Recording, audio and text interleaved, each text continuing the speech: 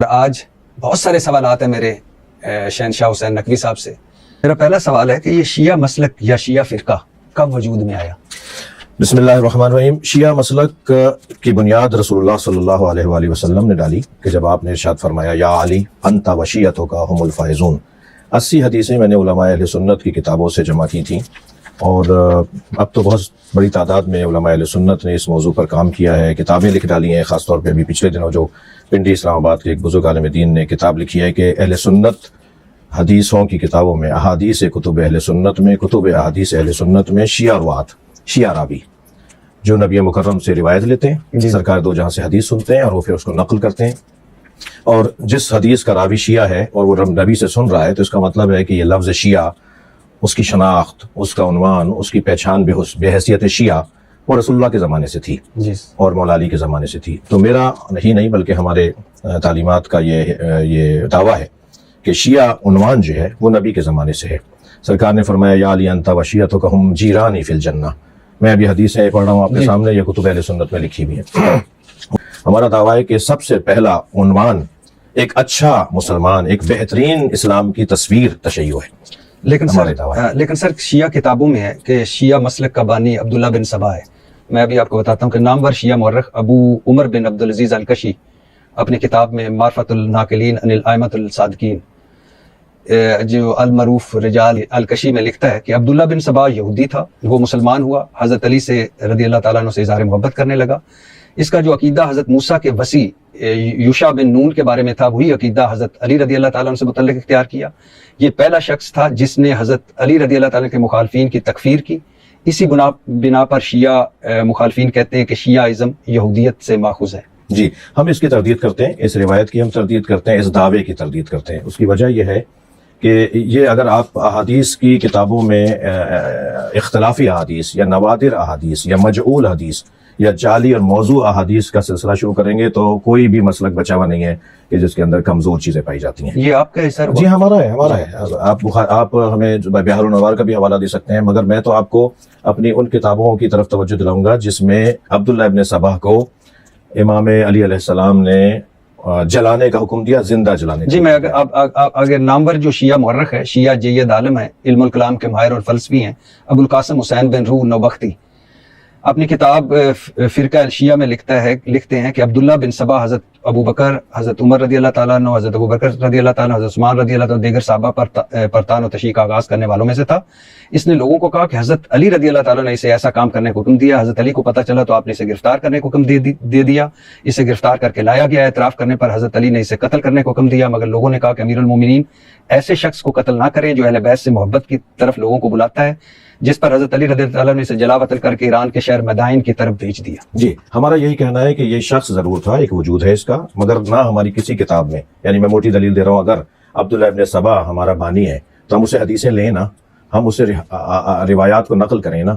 ہماری کسی معتبر خاص طور پہ عقائد کی کتابوں میں اور احکام کی فقہ کی کتابوں میں عبداللہ ابن سبا سے کوئی روایت نہیں لی جاتی۔ نوبختی کے مطابق یہ یہودی تھا اور اسلام قبول کر کے علی رضی اللہ تعالیٰ کا معتقد ہو گیا، اور یہ پہلا شخص تھا جس نے حضرت علی کی امامت و ولایت کی فرضیت اور آپ کے دشمنوں سے برائت کا عقیدے کا پرچار کیا۔ یہ دعویٰ ہے نا، دیکھیں یہ دعویٰ ہے۔ نوبختی آپ کا بہت بڑا، ہمارا ایک عالم تو دعویٰ نہیں کرے گا، ہمارا ایک عالم تو ہمارا مذہب بیان نہیں کرے گا، جمہور ہمیشہ بیان کرتے ہیں، اکثریت علماء کسی مذہب کے مسلک کے اس مذہب اور اس مسلک کی نمائندگی کرتے ہیں، ایک بات۔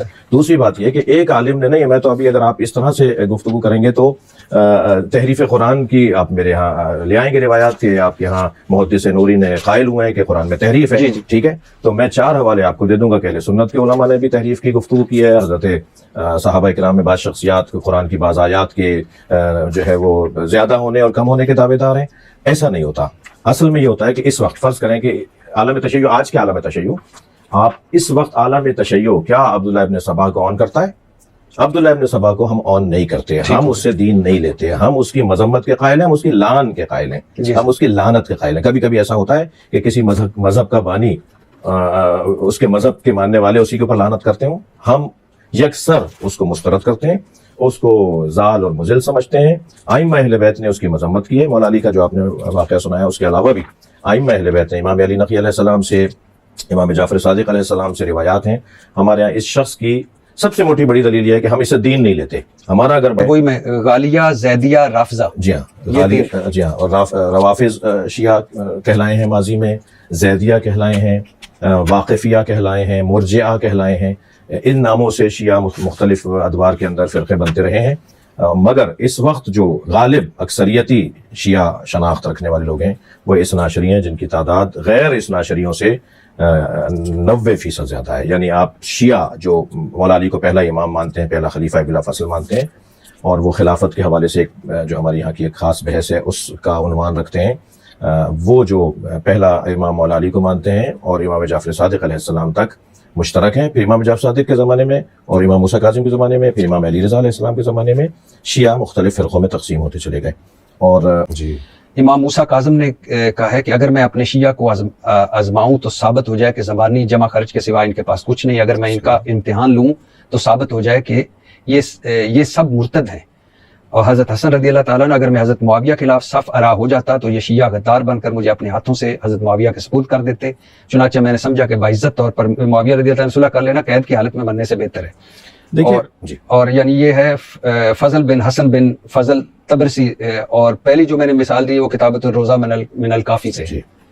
بالکل صحیح ہے. شیعوں کی تعریف بھی آئی ہے ائمہ اہل بیت کی زبان پہ. یہ حضرت حسن والی ٹھیک ہے. جی یہ روایات بالکل صحیح ہیں جس میں مذمت آئی ہے. اور یہ ایسی ہی مذمت ہے جیسے کسی بھی مسلمان کے لیے آپ کر سکتے ہیں جو زبانی مسلمان ہے، جو شناختی کارڈ کا مسلمان ہے، جو کردار کا مسلمان نہیں ہے. کیا اس عنوان سے کہ جو شرائط، جو صفات، جو مقام، جو معیار ایک مسلمان کا ہونا چاہیے، کتنے ہیں اس وقت دنیا میں مسلمان؟ کتنے اس وقت دنیا میں شیعہ؟ کتنے اس وقت دنیا میں جو شیعہ صفات پہ اترتے ہوں؟ کتنے اس وقت دنیا میں جو سنی صفات پر پورا اترتے ہیں؟ تو شاید انگلیوں پہ گننے سے زیادہ نہیں ہوں گے جو اس کمال کے، اس معیار کے لوگ ہونے چاہیے جو اہل بیت اپنے شیعوں کو چاہتے تھے. سر ایک میرا سوال ہے اور میرے ذہن میں اکثر آتا ہے کہ جو کچھ آج آپ لوگ کر رہے ہیں کیا یہی ائمہ اہل بیت کی تعلیمات ہے؟ آسان لفظوں میں اگر میں کہوں کہ جو کچھ آپ کر رہے ہیں اہل بیت اور امام خوش ہوں گے سب دیکھ کر. مثال کے طور پر یہ ماتم، یہ سینہ کوبی، یہ زنجیر زنی، یہ تعزیے، یہ ذوالجناح، یہ جنازے، کوئی کوئلوں پر چل رہا ہے، کوئی خود کو لہو لہان کر رہا ہے. لیکن بعض چیزیں تو میں مانوں گا اس بات کو کہ بعض چیزیں توہین مذہب کا سبب ہیں، بعض انداز اور بعض طور طریقے. مثلا یہ کہ کوئی سوئی گھسا لی اپنے وجود میں، کوئی پیٹ میں کوئی چیز گھسا لی، کوئی اس ٹائپ کی حرکت کے جس سے مذاق بنے، کوئی حرکتیں کرنا کچھ اس طرح کی جو بعض ممالک سے بھی تصویریں آ رہی ہوتی ہیں، ہمارے ملک کے اندر بھی بعض چیزیں نظر آ رہی ہوتی ہیں. تو لیکن جہاں تک ماتم کی بات ہے، رونے کی بات ہے، گریے کی بات ہے، اس پر ہمارے پاس دلائل موجود ہیں اور ائمہ اہل بیت نے ہمیں اس کام پہ لگایا ہے. یعنی امام رضا علیہ السلام سے ہمارے پاس گریے کی احادیث، امام جعفر صادق سے، امام زین العابدین علیہ السلام جو چوتھے امام اثنا عشری اور تمام شیعوں کے ہیں. میں نے عرض کیا کہ چھٹے امام تک تو سارے شیعہ مشترک ہیں، بعد میں پھر چھٹے امام کے بعد اختلافات شروع ہوئے اور فرقے بنے. لیکن گریہ، ماتم اور عزاداری، کالے کپڑے پہننا، رونا، کربلا اور امام حسین کو یاد کرنا. سر کالے کپڑوں سے یاد آیا کہ ملا یازر الفقیہ، جی یہ آپ کی بڑی کتاب ہے، اس میں کالے کپڑے پہن کے نماز پڑھنا مکروہ ہے. نہیں، اس کتاب میں ہے کہ کالا لباس فرعون کا لباس. جی ٹھیک ہے، خانہ کعبہ کے پردے کو کیا کریں گے آپ؟ خواتین کے کالے کی چادر کو کیا کریں گے؟ نہیں، اس کی مراد کچھ اور ہے. اچھا، میں عرض کر رہا ہوں جی اس سے مراد کچھ اور ہے. کالے کپڑے جو عادت بنا لے، اپنے کالے کپڑے جو اپنا مزاج بنا لے، اپنا لباس، کیونکہ نبی مکرم کا لباس صلی اللہ علیہ وآلہ وسلم کا جو لباس ہے وہ سفید لباس ہے. مولا علی علیہ السلام کا جو لباس ہے وہ سفید لباس ہے. امام جعفر صادق علیہ السلام کا ہرا لباس ہے. تو ائمہ اہل بیت نے بھی، اصحاب ائمہ اہل بیت نے بھی اپنے لباس کے کلروں کو، رنگوں کو تبدیل کیا ہے. لیکن اگر کوئی شخص یہ طے کر لے کہ مجھے اس سے ہٹ کر کوئی اور رنگ نہیں پہننا، اور وہ رنگ بھی جو ہے وہ مشابہ ہو بعض عادات اور اطوار کے ساتھ، اور جس زمانے کے لوگوں میں یہ مثلا بنی امیہ کا لباس ہو گیا تھا کالے کپڑے پہننا، بنی عباس کا لباس ہو گیا تھا کالے کپڑے پہننا. ایک دور آیا کہ سادات جو تھے وہ صرف سبز امامہ پہنتے تھے. پھر ایک دور آیا کہ سادات کالا امامہ پہننے لگے اور شناخت ہو گئی کہ جو کالے پگڑی باندھے ہوئے، امامہ باندھے ہوئے، وہ سید ہے. تو یہ دور بدلتا رہا ہے رنگ اور کلرز کو پہننے کے حوالے سے. لیکن اگر کوئی شخص ان ساری چیزوں کو ہٹا کر کہ نہیں صرف میں یہی لباس پہنوں گا اور ہر حال میں یہی پہنوں گا، اس کی مذمت میں کالے کپڑے اور کالا لباس اس کی مذمت میں آیا ہے. خاص طور پر وہ یہ کہ یہ لباس استعارہ ہے غم اور سوگ کا. اس کے ذریعے سے لوگ پہچان لیتے ہیں کہ اس وقت یہ غم میں ہے.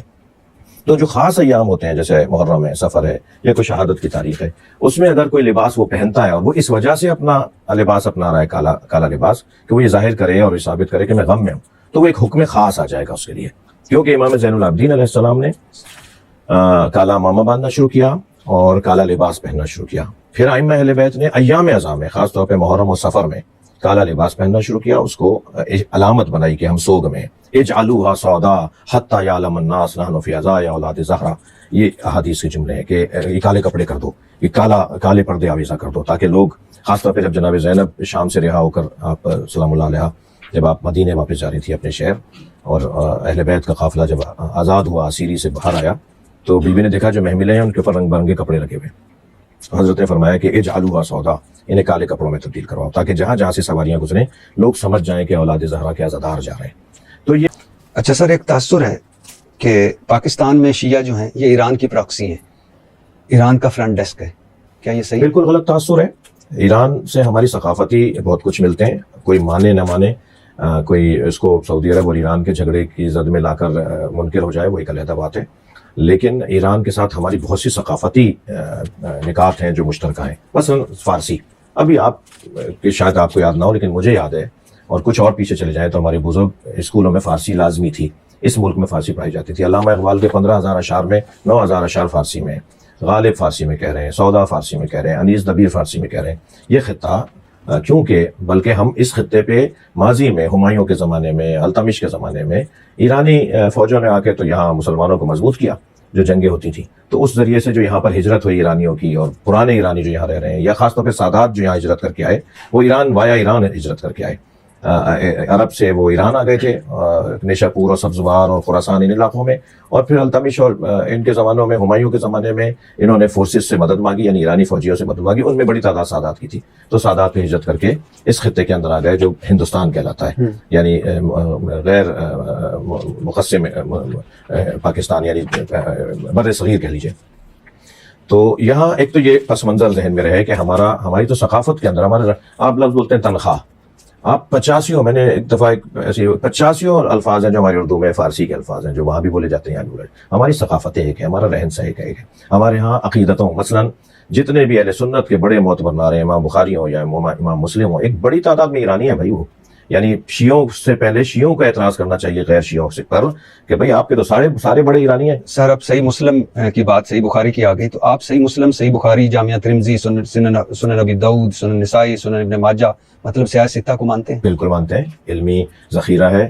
ہم عقائد ان کتابوں سے نہیں لیتے، ہم احکام ان کتابوں سے نہیں لیتے، مگر ان کتابوں سے اخلاقیات لیتے ہیں، تہذیب لیتے ہیں، صحابہ کرام اور تابعین اور تبع تابعین کی تعلیمات کو لیتے ہیں، عرفانیات کو لیتے ہیں، معنویات کو لیتے ہیں، اور جو احکام، شرعی احکام میں اور عقائد میں جو ہمارے عقائد یا ہماری طرق سے جو احادیث کا سلسلہ ہے، یعنی شیعہ راویوں سے جو احادیث آئی ہیں، وہ اگر اہل سنت کی ان کتابوں میں ہوتی ہیں تو پھر ہم اسے مدد لیتے ہیں، سہارا لیتے ہیں، ہمارے یہاں پڑھی جاتی ہیں، ہمارے یہاں اس کا مطالعہ ہوتا ہے، میری اپنی لائبریری میں موجود ہے، ہم اس کا احترام کرتے ہیں۔ ان میں کیونکہ چند راوی ایسے ہیں ان کتابوں میں جو اہل بیت کے قاتل رہے ہیں، جنہوں نے اہل بیت کو اذیتیں پہنچائی ہیں، تو ہمارے قاعدہ قانون ہے کہ ہم اس سے دین ہی نہیں لیں گے جو اہل بیت کا دشمن ہے، تو وہ پتہ ہے ہمیں، لہٰذا مستدرک صحیحین، فرض کیجئے صحیحین کے اندر جو احادیث مشترک ہے شیعہ تعلیمات کی روشنی میں اور صحیحین یعنی بخاری اور مسلم کے اندر، ہم نے ان پہ تو کتابیں لکھی ہیں، ایک 10 جلدی کتاب ہے پچھلے دنوں لکھی گئی ہے،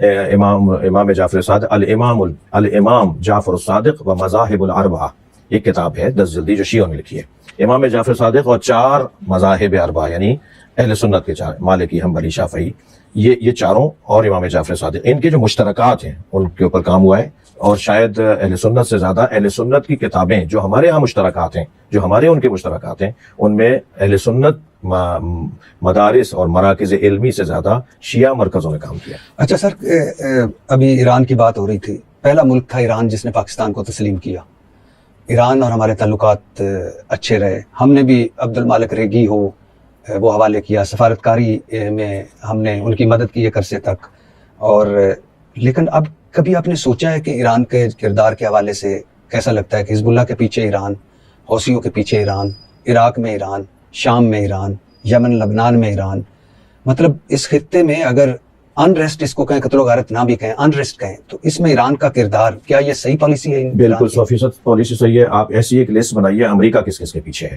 اسرائیل کس کس کے پیچھے ہے، ہندوستان کس کس کے پیچھے ہے، آپ پھر طے کر لیں گے خود ہی کہ ایران مظلوموں کے پیچھے ہے یا ظالموں کے پیچھے ہے۔ جتنے بھی آپ نے ابھی نام لیے ہیں وہ سارے مظلوم ہیں، ان کی زمینوں پہ قبضے ہوئے ہیں، ان کے بچوں کو مارا جا رہا ہے، ان کے ساتھ زیادتی ہو رہی ہے، ان کے لوگوں کو ان کے وطن سے نکالا جا رہا ہے، ایران مظلوموں کے پیچھے ہے. اور کیونکہ مولا علی علیہ السلام کا جو وصیت ہے اس میں جو اہم ترین جملہ ہے حضرت کا، حضرت نے اپنے دونوں شہزادوں سے امام حسن امام حسین علیہ السلام سے فرمایا کونوا للظالم خصما وللمظلوم ہونا، اے میرے حسن حسین میں تم دونوں کو اوصیکما وجمیع ولدی واہلی ومن بلغ کتابی، میں تم دونوں کو، اپنے اہل و عیال کو، اپنے متعلقین کو، جس تک یہ میری بات پہنچے یعنی ہم تک، میں تم سب کو وصیت کرتا ہوں کہ ہمیشہ ظالم سے نفرت کرنا اور مظلوم سے پیار کرنا. ایران کا بے حیثیت ایک مملکت اہل بیت، یعنی جن کے ہاں فقہ، جن کا آئین جو ہے وہ فقہ اہل بیت کے مطابق ہے، فقہ جعفریہ کے مطابق ہے، انہیں یہ اعزاز حاصل ہے اور اس پہ ہمیں فخر کرنا چاہیے. اگر کوئی مجھ سے کہتا ہے آپ ایرانی وہ ہے، بھائی الحمدللہ میں اسرائیلی ایجنٹ نہیں ہوں، الحمدللہ میں امریکی ایجنٹ نہیں ہوں. اگر یہ ثابت بھی ہو جائے، جس کا میں انکار کرتا ہوں، میں تو فارسی بھی اردو لہجے میں بولتا ہوں تاکہ یہ ثابت ہو کہ میں پاکستانی ہوں. لیکن اگر کوئی یہ کہتا ہے کہ ماشاءاللہ پاکستانی ہے، پاکستانی فخر، جی فخر ہے پاکستانی، پیارے ہیں سارا، بہت شکریہ. تو لیکن اگر کوئی کہتا ہے جی آپ ایرانی ایجنٹ ہیں تو بھائی تم بتاؤ تم اسرائیلی ہو یا تم تو امریکی اور اسرائیلی ایجنٹ ہونے سے تو بہتر ہے کہ ایرانی ایجنٹ بن جاؤ. سر یعنی میری مراد یہ تھی کہ ایران کے جتنے بھی آپ نے فرمایا کہ ان ممالک کے اندر ہمیں تو ان کا شکریہ ادا کرنا چاہیے کہ ہمارے دور میں ہم نے اپنی آنکھوں سے اس دور میں ایسا ملک بھی دیکھا جو آپ نے تو صرف وہ ممالک نام لے دیا نا کہ جو اس طرف کے، آپ کشمیر کی حمایت سب سے زیادہ ایرانی کرتے ہیں. حتیٰ انہوں نے کئی مرتبہ ہندوستان سے معاہدے رد کر دیے کیونکہ کشمیر کے حقوق ضائع ہو رہا تھا. جہاں افغانستان، تعجب ہوتا ہے، افسوس ہوتا ہے، موجودہ افغانستان بھی جو ابھی پچھلے دنوں جو وہاں تبدیلیاں آئیں اور اس سے پہلے جو افغانستان میں جو کچھ ہوا اس میں سب سے زیادہ نہ کہوں لیکن ایک بڑی امداد ایرانیوں کی رہی ہے، ایک بحیثیت مظلوم مجبور غریب ملک ہونے کے ناطے. میں اشارہ تراز کروں گا کہ یہ جو حکومت ہے اس سے پچھلی والی جو حکومت تھی اس میں باقاعدہ 8 ممالک نے جو طے کیا تھا کہ افغانستان کو بنانا ہے، سنوارنا ہے، سجانا ہے. آپ یہ والی باتیں تو مجھ سے زیادہ جانتے ہیں، میرے اشاروں سے زیادہ اصل تک پہنچ جائیں گے. اس میں بعض صوبے تقسیم ہوئے تھے کہ 2 پاکستان لے لے، 2 فلاں ملک لے. ایران نے بھی اسی طرح افغانستان کو بنانے کے لیے افغانستان کے چند صوبوں کو لیا تھا کہ ہم وہاں کے روڈ رستے بنائیں گے، ہم وہاں اسکول کالج بنائیں گے، وہاں ہم ہاسپٹلس بنائیں گے. تو ایران کا یہ عمل جو ہے ہمیں تو فخر ہوتا ہے اس کا. جی ٹھیک ہے، لیکن کیا وجہ ہے سر کہ بلوچستان کی بدامنی کے پیچھے ایران کا کردار ملتا ہے؟ ملا منصور ایران سے بلوچستان میں داخل ہوتا مارا جاتا ہے. کلبھوشن یادیو جو مبارک حسین پٹیل بن کر ایران سے پاکستان آتا ہے. ایرانی آرمی چیف دھمکیاں دیتا ہے پاکستان کو. گوادر کے مقابلے میں ایران بھارت کے ساتھ چاب بہار بندرگاہ کے مل کر چلاتا ہے، یعنی بھارت سے دوستی اور پاکستان سے دشمنی. کیا وجہ ہے؟ یہ ٹرن کیسے ہوا؟ جو چیزیں صحیح نہیں ہے اور یہی شاید ایک بہترین ثبوت بھی ہو کہ میں پاکستانی ہوں. پاکستان کے مفاد کے خلاف ایران ہو، سعودی عرب ہو، افغانستان ہو، ہندوستان ہو، کوئی بھی یا چائنا ہو جو پاکستان کی سرحدوں کو غیر محفوظ کرے گا، جو پاکستانیوں کو کسی مشکل میں ڈالے گا، ہم اس کے ساتھ نہیں کھڑے. اچھا سر، اس سے آگے کہ میں آگے جاؤں مجھے یاد آ گیا کہ حسن اللہ یاری سے آپ لوگوں کا کیا اختلاف ہے؟ حسن اللہ یاری ایک یوٹیوبر ہیں، ایک مناظر ہیں، مناظرے کرتے ہیں وہ اپنے ٹی وی چینل پہ جو ان کا یوٹیوب چینل ہے. ان سے ہمارا اختلاف موٹا سا یہ ہے کہ وہ نہ صرف سنی شیعہ میں جھگڑا ڈلوا رہے ہیں بلکہ شیعہ میں بھی جھگڑا ڈلوا رہے ہیں. یعنی ان کی کبھی کوئی کلپ آپ دیکھیں گے کہ وہ شیعہ مسائل کو ابھار کر اور شدت اس میں ڈال کر اور زبان اور لہجہ اتنا تند اور ترش اپناتے ہیں جس سے دوریاں ہو جاتی ہیں، جس سے نفرتیں ہو سکتی ہیں، جس سے لڑائیاں ہو سکتی ہیں. تو کوئی بھی ہو، دیکھیں ہر شخص کو اپنا موقف بیان کرنے کا حق ہے، اس کو بولنا چاہیے، بتانا چاہیے کیا معلومات ہے اس کے پاس، وہ دینا چاہیے، لیکن زبان اچھی ہو، لہجہ اچھا ہو. لہجے کی خرابی پر تو قرآن کہتا ہے اذا خاطبهم الجاہلون قالوا سلاما. جب آپ سے کوئی جاہلانہ انداز سے بات کرے، بے ادبی اور بدتمیزی سے بات کرے تو اس کو سلام کہہ کے گزر جاؤ، اس سے بات ہی نہیں کرو. تو جہاں لہجہ خراب ہوگا، جہاں آبے تبے اور تو طلاق شروع ہو جائے گی، جہاں بے ادبیاں شروع ہو جائیں گی، وہاں تو ظاہر گفتگو نہیں ہوگی. اچھا سر، ایک عرصے تک اللہ کا شکر ہے اب نہیں ہے اور اللہ نہ کرے آئندہ بھی ہو، شیعہ سنی جھگڑے ہوئے، ہزاروں لوگ اس میں جان سے گئے. بحیثیت پاکستانی، بحیثیت شیعہ عالم، کبھی سوچا ہے کہ اس کا روز قیامت جواب دینا پڑے گا؟ بالکل ایسے ہی ہے. میں تو آپ کی بات میں تائید اور اضافہ کروں گا اور اس بات کو بالا کروں گا کہ سب سے زیادہ تکلیف تو اس مسئلے پر شیعوں نے اٹھائی نا. یعنی ہم نے جنازے سب سے زیادہ اٹھائے. آپ مقدار کے مطابق دیکھیے گا، ریشو نکال کے بات کریں گے تو پھر سب سے زیادہ جنازے ہم نے اٹھائے. مثلا جب اگر ہم اس ملک میں 20 سے 25% ہیں تو 20 سے 25% کے مقدار میں آپ دیکھیں تو انجینئر سب سے زیادہ بحیثیت مذہب کس کے مارے گئے، ڈاکٹر کس کے مارے گئے، افسران کس کے مارے گئے، مسجدوں میں ممبرگاہوں میں دھماکہ کس مسلک کے ہوا، اس کا نقصان تو سب سے زیادہ ہمیں ہوا. لہٰذا جسے اس کا نقصان ہوگا وہ کیسے تائید کرے گا اس کی؟